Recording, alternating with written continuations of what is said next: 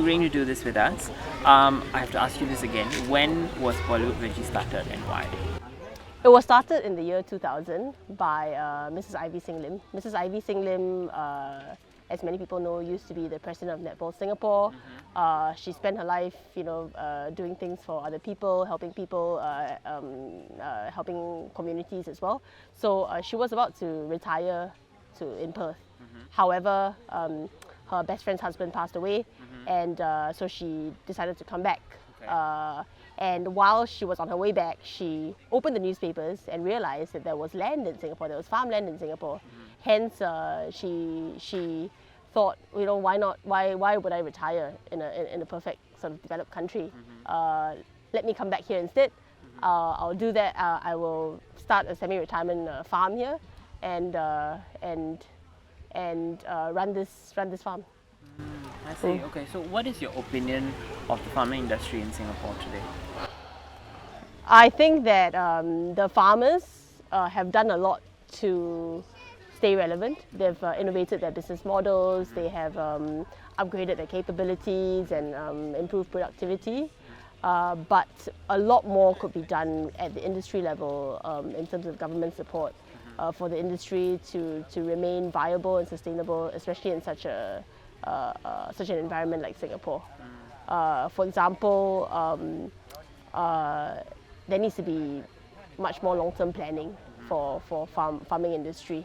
Right now, farmland is not ring-fenced, so that means it uses land that is not needed for other users.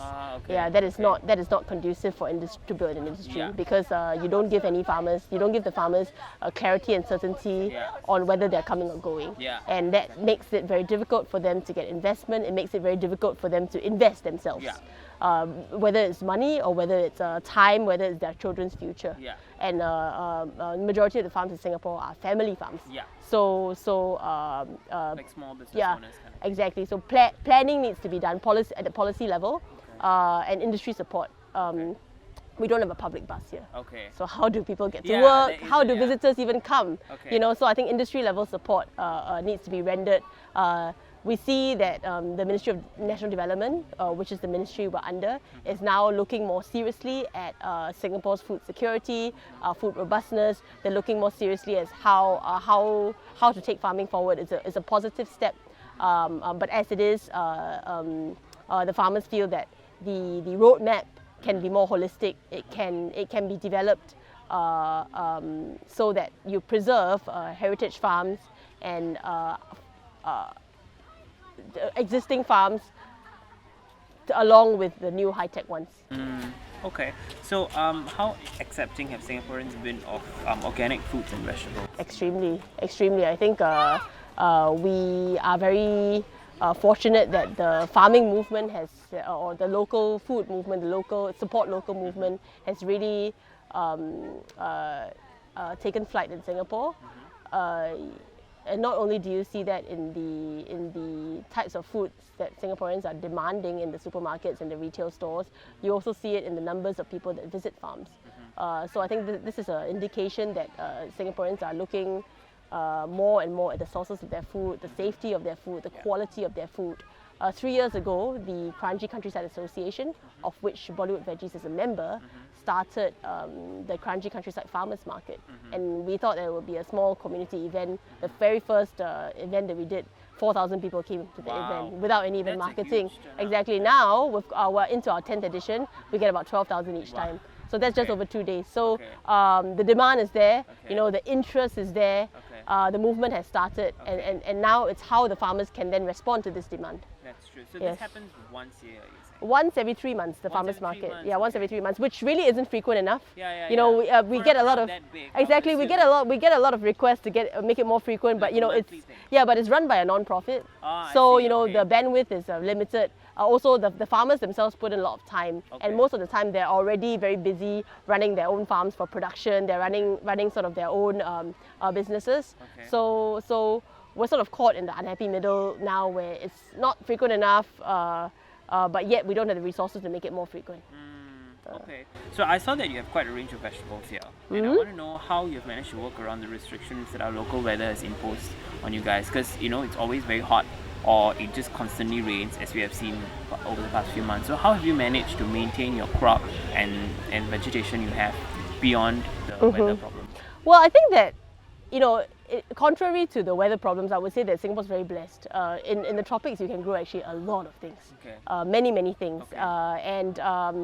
a lot of the things that we grow here are indigenous to this climate. So they thrive in this sort of Okay. uncertain, rain, shine sort of a climate. The variety you see in my shop is not just vegetables from my farm and not just plants from my farm. I'm also the sort of the retail center where a lot of other farms bring in their Around the vegetables. area. Yeah, exactly. So the Chinese leafy greens that you see, like the chai sim and the nai pai, all that is not from my farm because we don't grow any Chinese leafy greens. Okay. Other farmers do. I And see. the other farmers do that. They're able to do that because they've invested a lot in their infrastructure. Okay. So these Chinese leafy greens are a lot more fragile than indigenous vegetables because they're not made to grow in such climates. So nettings were built, sort of protective structures were built for them to thrive. Okay. So the variety is quite, I think for a small country, we've got an impressive variety of vegetables in Singapore, and that's good for the country because vegetables are important for nutrition security. Yeah. Yes. Absolutely. Okay, so there are a lot of high-tech farms in Singapore, I would say. Like they embrace technology in very unique ways to enhance production, etc. But how have you sort of embraced technology, or do you see yourself going in that direction? Well, technology is a relative word. I mean, I think that the goal of technology, of course, is to mitigate certain challenges and also to improve productivity.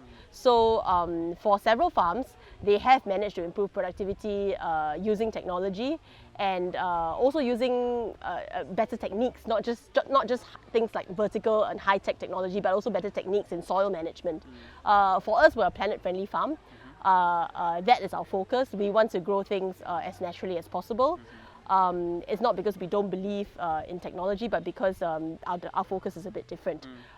For farms that employ technology, there are both opportunities and challenges. Opportunities in that, of course, if the technology works very well, then you've got the potential to grow a lot more. However, we've seen many cases where the technology is still, well, not really fails, but still under development. So there's still a lot of teething issues, problems that are not yet solved. And so I think the bulk of Singapore's good quality vegetables is still produced using traditional methods. The high-tech farms are producing different things. They don't produce the Chinese leafy greens. They produce more salad leaves, more high-value vegetables, and this is to be expected because the investment is much higher. So then you've got to produce things that fetch higher value. So I think where they come in is really on variety, on sort of a different a westernization of taste rather than actual food security, because they're not producing the things that are for the masses because of the price issue and because of the investment that they put in. So I think that for an agricultural ecosystem, you have to have both. You cannot only have high-tech farms because then you will lose your locally produced vegetables that are cheaper for mass market, because all the high-tech farms, to recover their investment, will have to grow mint, will have to grow rocket salad, will have to grow salad leaves that may or may not be that important for food security. Okay, so lastly, I want to ask you, what do you think is the future for farming in Singapore? Like, do you actually see a day where in the markets one day there will all be like absolutely local produce and very minimal foreign imports? I don't see that day, not because we are unable to produce enough for us, but because it is not desirable for us to do that. Because free trade is a great thing. Free trade allows us to keep our prices affordable, and it allows us to have more variety than Singapore can produce. So trade is a great thing, and local farmers, despite us promoting local, we also want to work with all our regional and global counterparts. However, I do see the day where, or I hope to see the day where there is much more local produce than there is now. To get there is an uphill battle because, like I said just now, the farming industry is not sufficiently supported. So because of that, new entrants don't come in as quickly as we'd like them, and also the old players are all thinking of giving up. So we may not see that day, but I hope that we will see the day where local produce takes up, you know, a third of the shelves maybe. I think that's for vegetables, that is a very a doable number. For fish as well, it's a very doable number. For eggs and alternative products such as goat's milk that we have, you know, frogs, which is actually very high in protein and space saving. That's all possible. But these products are not supported sufficiently. Okay. You know, because the government now focuses only on 3 key products, which is leafy vegetables. So your other non-leafy vegetables are not included. But why? You see, the government focuses on eggs, which is a good thing because eggs Singaporeans consume about 3 million eggs a day. Yeah, so it's definitely that's quite a number. exactly. So definitely you should focus on eggs. Yeah. You know, but why only chicken eggs? Maybe quail eggs. Also, you can focus on other types of eggs. Yeah. You know, and then fish. And fish is very important to us for the Asian diet because it's a legacy food. Yeah. And also it gives you great nutrition. Yeah. Healthy protein. So Healthy fish is protein, something that we definitely want to bring up the production of. So I see a day, I hope one day, you know, where retail shops and supermarkets and even restaurants can give a much wider range of Singapore products than we see now. Not just the leafy greens, but also the indigenous vegetables, like you've seen in my farm today. The fruits, you know, we should have a lot of other fruits, tropical fruits, and livestock that is not just fish. Yes. Okay. Thank you very much. For You're your time. welcome. Thank you for coming, and I hope that you've enjoyed your day out in the countryside today. Absolutely. This is the first time I've actually been to this area.